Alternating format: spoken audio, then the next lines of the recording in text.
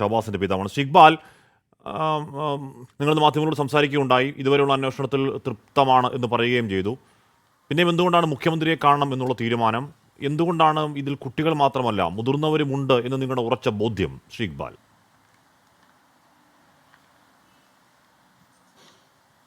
നമസ്കാരം സാർ. അതായത് ഇതുവരെ അന്വേഷണങ്ങൾ വളരെ തൃപ്തികരമാണ്. പക്ഷേ അവരുടെ രക്ഷിതാക്കൾ കൂടി ഇതിൽ പ്രതികളായിട്ട് വരണം എന്നാണ് എനിക്ക് പറയാനുള്ളത്. അവൻ്റെ ഉമ്മ ഇതുവരെയായിട്ട് നോർമലി ആയിട്ടില്ല. വളരെയേറെ എന്താ പറയുക, മാനസികമായിട്ട് ഓരോ ദിവസവും ടയർഡായിക്കൊണ്ടിരിക്കുക. നമ്മൾ ഫാമിലി മൊത്തം ഒരു തകർച്ചേൻ്റെ വയ്ക്കുന്നത്.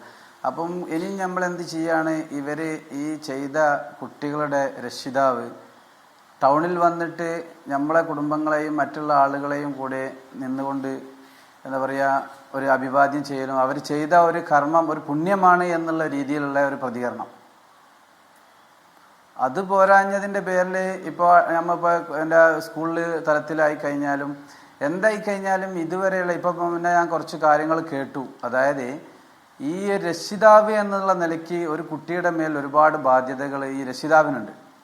ഞാൻ എൻ്റെ കുട്ടിയെ പോറ്റി കൊണ്ടുവന്ന് എനിക്കറിയാം ഏതൊക്കെ രീതിയിലാണെന്നും അവന് എത്രത്തോളം നമ്മൾ ശാസന കൊടുക്കണം. അതായത് സ്കൂൾ തലത്തിലായി കഴിഞ്ഞാലും അതായത് ട്യൂഷൻ സെൻ്ററിലായി കഴിഞ്ഞാലും അവരെ ശിക്ഷിക്കാൻ ഇങ്ങനെ നമ്മൾ വിളിച്ച് ചോദിക്കൂ, അവനിങ്ങനെ ചെയ്തിട്ടുണ്ട്, അപ്പം ഞാൻ എന്താ പറയുന്നത്, അവന് ശിക്ഷ കൊടുക്കണം. അതിന് കൂടുതൽ ആളുകളും തയ്യാറാവുന്നില്ല. മെയിനായിട്ട് കുട്ടികളിൽ അടി കിട്ടേണ്ട സമയത്ത് അടി കിട്ടിക്കഴിഞ്ഞാലേ അതിന് മാറ്റം ഉണ്ടാവും. അവർക്ക് പ്രതികളുടെ ബന്ധുക്കൾ നിങ്ങളെ അനുവദിക്കുന്നില്ല. ഈ പ്രതികളുടെ ബന്ധുക്കൾ നിങ്ങളെ പരിഹസിക്കുന്നു? തീർച്ചയായിട്ടും അങ്ങാടിയിൽ നിന്ന് ഞാൻ പരിഹസിക്കുന്നുണ്ട്. അതായത് എന്തും നടക്കും, എന്തും ചെയ്യാം എന്നുള്ള രീതിയിലാണ്. നമുക്കിന്നിപ്പോൾ കാണാൻ കഴിഞ്ഞാൽ നമ്മളെ കുടുംബങ്ങൾ പല ആളുകളും ഈ അങ്ങാടി ചുറ്റുവട്ടത്തുണ്ട്. അപ്പോൾ നമ്മൾ കാണാൻ കഴിയുന്ന അങ്ങാടിയിൽ നിന്ന് നമ്മളൊരാക്കിയ ചിരിയും കൈകൊണ്ടൊരു അഭിവാദ്യം ചെയ്യലും ഈ നെഞ്ചക്ക് പോലത്തെ സാധനങ്ങൾ ഈ വാപ്പൻ്റെ കൈമൽ നിന്നാണ് മക്കളിലേക്ക് എത്തുന്നത്. ആ വാപ്പൻ്റെ കൈമൽ നിന്നാണ് പോലീസ് ഏറ്റെടുക്കുന്നത്. പോലീസ് പിടിച്ചെടുക്കുന്നത് ഈ പാൻ ചെയ്ത ഈ മുതൽ സ്വന്തം ബാപ്പയുടെ കയ്യിൽ നിന്നാണ് എടുക്കുന്നത്. അത് കണ്ടെടുത്തിട്ട് പോലും ഒരു ആക്ഷൻ എടുക്കാനോ അതായത് അവനെ നിയമത്തിൻ്റെ മുന്നിലേക്ക് പിടിച്ചു കൊണ്ടുവരാൻ കഴിയാത്ത ഒരു നടപടിയാണ് ഇവിടെ ഉള്ളത്. അത് നമുക്ക് വളരെയേറെ എന്താ പറയുക വേദനാജനകമാണ്. അതുകൊണ്ടൊക്കെ തന്നെയാണ് നമ്മൾ CM-നെ കാണണമെന്ന് പറഞ്ഞതും. അതായത് അവളെ കണ്ടു കഴിഞ്ഞാൽ എനിക്ക് കുറച്ചും കൂടി സമാധാനം കിട്ടുമെന്നുള്ളൊരു പ്രതീക്ഷയിലാണ് നമ്മളെ മുഖ്യമന്ത്രിയെ നേരിട്ട് കാണാൻ വേണ്ടി ഒരു സമയം ചോദിച്ചത്. നാളെ വരാനിരിക്കുന്ന കുട്ടിക്ക് ഇതിലും വലിയ പീഡനമാണ് വരാനുള്ളത് തീർച്ചയാണ്. ഇപ്പൊ ഈ പയ്യന്റെ ഈ അജ്നാസ് എന്ന് പറഞ്ഞ പയ്യന്റെ, ഞാൻ പേരെടുത്ത് പറയും, എനിക്കൊരു പേടിയില്ല. എന്താ കൊണ്ടെന്ന് വെച്ചാൽ ഈ പയ്യന്റെ വാപ്പയാണ് അതായത് തൊട്ടടുത്ത സ്കൂളിൽ ഈ അനിയത്തി പഠിക്കുന്നുണ്ട്. ആ സ്കൂളിൽ പോയിട്ട് ഈ കുട്ടിയോട് ചോദിച്ചോളൂ, അതായത് നിന്റെ ഏട്ടനാണല്ലോ ഈ കൊലപാതകത്തിന് അതായത് ഈ കൃത്യം ചെയ്തതിലുള്ളത് എന്ന് ചോദിച്ചതിന് അത് ചോദ്യം ചെയ്യാൻ ഈ വാപ്പ ആ സ്കൂളിൽ പോയിട്ടുണ്ട്. അത് തുറന്നു കാണിക്കാൻ ഇവിടുത്തെ ആളുകൾക്ക് കഴിയുന്നില്ല. അവരെ പേടിയാണ്, ഭയമാണ്. ഞാനെനിക്കെല്ലാം നഷ്ടപ്പെട്ടു, എന്തിനും റെഡി. അതായത് ഞാൻ നിയമപരമായിട്ട് കിട്ടാവുന്ന എന്തിനാണ് ആ ഭയം? നാട്ടുകാർ ഭയക്കുന്നത് എന്തിനാണ്? അതായത് ഇത് തുറന്ന് നാട്ടുകാർ അവര് കൊട്ടേഷൻ സംഘത്തിലെ പല ആളുകളുമാണ്, പല ആളുകളുമായിട്ട് ബന്ധമുണ്ട്. അവര് പറയുന്നത് ഞങ്ങൾ കാണിച്ചു തരാം, നിങ്ങളെ ഞാൻ ആക്കിത്തരാം എന്നുള്ള ഒരു എന്താ പറയാ ആ ഒരു അതായത് പോക്കിരിത്തനം കാണിക്കുന്ന രീതിയിലാണ് അവർ പെരുമാറുന്നത്. അതുകൊണ്ട് ആരാ അവരെ ഭയക്കാതിരിക്കുക?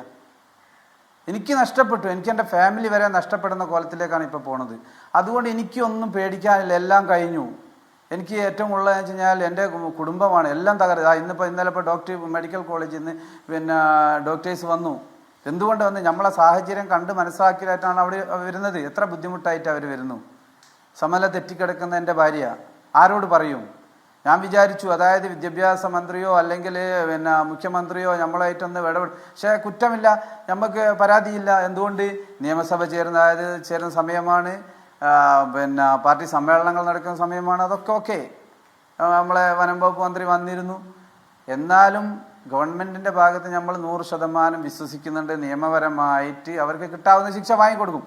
പക്ഷേ ഇതിൽ രക്ഷിതാവിൻ്റെ പങ്ക് കൂടി ഇതിൽ ചേർത്തേ പറ്റൂ.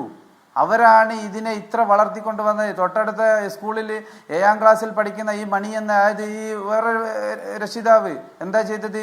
അവിടെയുള്ള ഒരു 7ാം ക്ലാസ്സിൽ പഠിക്കുന്ന ഒരു കുട്ടിയെ മർദ്ദിച്ചതിൻ്റെ പേരിൽ അവിടുന്ന് TC കൊടുത്ത് വിട്ടതാണ്. എന്നിട്ട് അതിനെ ചോദ്യം ചെയ്തിട്ടുണ്ട്. അതുപോലും ഇവിടുത്തെ ആളുകൾ ഭയക്കുക ചെയ്യുന്നത്. എന്തുകൊണ്ട് ഭയക്കുന്നത്? അവര് എന്തോ ചെയ്താളും അവര് ഇതാക്കി കളയും എന്നുള്ള ഒരു മകൻ നഷ്ടപ്പെട്ട പിതാവിന്റെ അടുത്ത് ഒരു പരിഹാസവും ഊറ്റവും ഒക്കെ കാണിക്കാൻ തുടങ്ങിയാൽ ആ ഊറ്റം കുറച്ചു കൊടുക്കേണ്ടത് പോലീസാണ്. അത് മുഖ്യമന്ത്രിയുടെ ഇക്കാര്യങ്ങളൊക്കെ പറയൂ ഇക്ബാൽ.